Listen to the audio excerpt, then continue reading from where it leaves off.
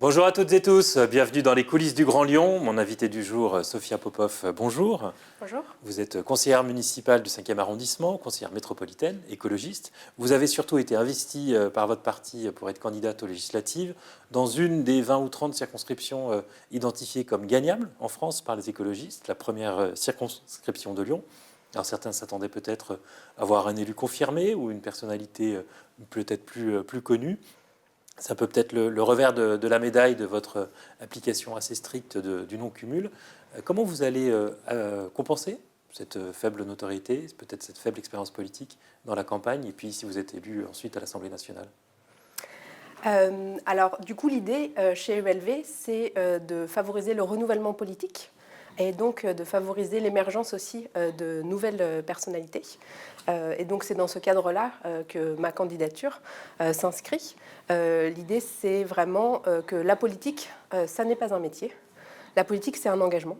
Et chacun, chacune peut s'investir à tous les niveaux dans ce champ-là. Et donc, l'idée, c'était de proposer un certain nombre de candidatures féminines. Donc, chez ELV, on a une obligation de parité de résultats. Donc, sur toutes les circonscriptions gagnables, on a autant de candidates femmes que de candidats hommes. Et aussi de proposer des candidats issus de la jeunesse et donc qui ont moins de 35 ans. Et donc, voilà, c'est les deux choses que j'incarne pour cette candidature. Et ensuite, même si voilà, j'ai été récemment élue, j'ai été élue en 2019 à la ville et à la métropolitaine, aujourd'hui, je suis en responsabilité. Dans le 5e arrondissement, j'ai une délégation sur les questions d'égalité et de santé. Donc je mène des politiques publiques dans le territoire, je mène des actions en faveur de ces deux thématiques. Et donc c'est pour ça que je pense que je suis en capacité de porter ces combats-là, le combat pour l'égalité femmes-hommes, le combat pour la lutte contre les discriminations envers les personnes LGBT au niveau national. Alors, on a noté une de vos interventions au dernier Conseil métropolitain sur l'Ukraine. Rappeler que vous avez une carrière au sein de la diplomatie européenne. Vous étiez notamment au bureau Ukraine, justement, auprès de la Commission européenne entre 2014 et 2018, donc chargé de suivre les relations entre l'Ukraine et l'Union européenne. Votre candidat au niveau national, Yannick Jadot, n'est pas celui qui est le plus critique avec le président Emmanuel Macron sur la gestion de la guerre. Est-ce que la France en fait assez pour aider les Ukrainiens? Alors, c'est vrai que cette guerre qui est menée par Poutine en Ukraine a heureusement cristallisé l'Europe, a créé une solidarité européenne autour du peuple ukrainien. Aujourd'hui, on voit au niveau des populations civiles, que ce soit en Pologne ou en France, des énormes élans de solidarité en faveur des populations ukrainiennes. On a par exemple à Lyon envoyé des tonnes et des tonnes de dons en Pologne et en Ukraine directement. On voit aussi un énorme élan de solidarité pour l'accueil des personnes réfugiées. Et donc ça, c'est très beau. Et on a aussi vu une Europe qui devient plus puissance, qui se fédère autour d'un paquet de sanctions contre la Russie, qui est quand même sans précédent. Malheureusement, il faudrait aller beaucoup plus loin pour arriver à mettre fin à cette guerre, à cette invasion par Poutine, notamment en mettant en place un embargo sur le gaz russe. Ça, c'est sur la partie énergie, on en reparlera après, mais sur la partie militaire, est-ce qu'il faut assumer d'aider militairement les Ukrainiens, notamment en leur apportant des armes? Est-ce que, on sait que les écologistes sont traditionnellement assez pacifistes, est-ce que cette guerre ne nous rappelle pas un contexte sécuritaire compliqué en Europe et justifiera d'investir plus massivement dans l'armée à l'avenir? Donc ce qui est clair pour nous, c'est qu'aujourd'hui, il faudrait aller aussi encore plus loin dans le soutien au peuple ukrainien, avec la livraison d'armes d'attaque et pas uniquement d'armes de défense, pour permettre au peuple ukrainien de résister face à cette agression, combinée à des sanctions encore plus massives contre la Russie. Ça permettrait de mettre fin à cette guerre, parce que cette guerre deviendrait trop chère pour Poutine.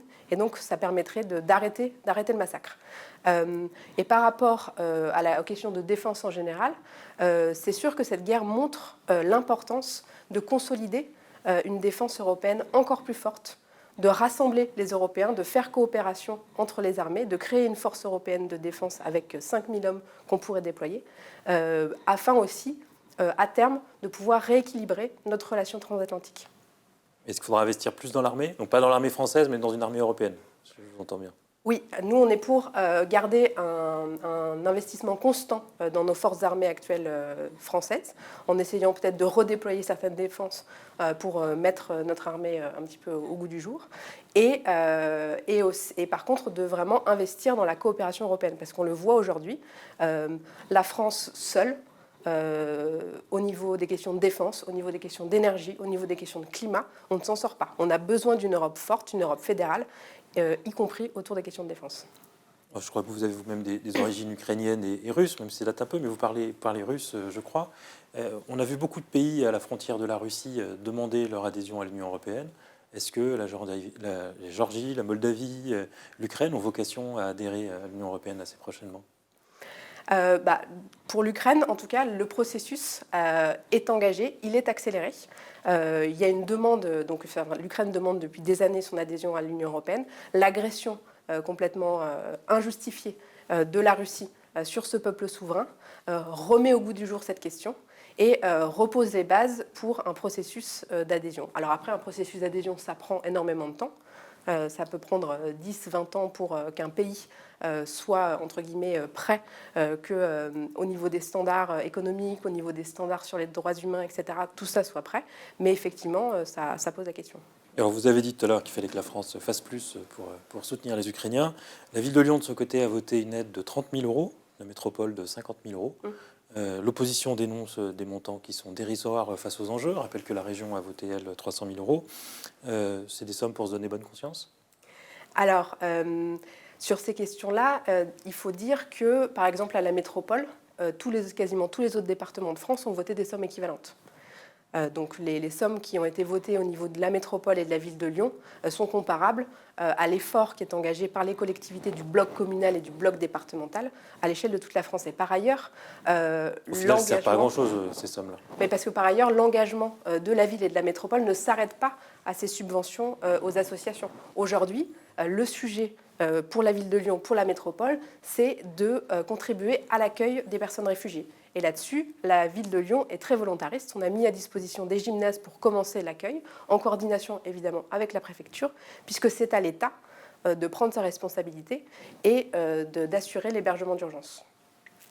La crise nous a rappelé aussi l'importance des enjeux énergétiques. Les Allemands, que les écologistes vous prenez souvent en exemple, avaient décidé de sortir du nucléaire il y a quelques années. Ça les a rendus plus dépendants du charbon, du pétrole, du gaz russe. Est-ce qu'il est temps de reconnaître qu'ils ont eu tort ? Alors, au niveau de ce sujet-là, nous, notre ligne, elle n'a pas varié. On est constant. On est évidemment pour une sortie du nucléaire. Et au contraire, la crise ukrainienne aujourd'hui nous montre à quel point le nucléaire, qu'il soit civil ou militaire, est un danger pour l'humanité. Par ailleurs, au niveau de l'énergie nucléaire, on n'est pas du tout souverain. C'est-à-dire que l'uranium, qui est la source principale de production de cette énergie, on doit l'importer.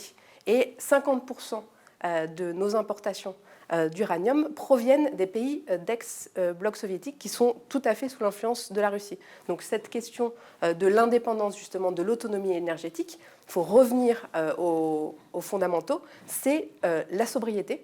La première chose, c'est de réduire nos consommations d'énergie, les diviser par au moins 2, avec des mesures de sobriété et aussi des mesures d'économie d'énergie, c'est-à-dire rénover nos bâtiments.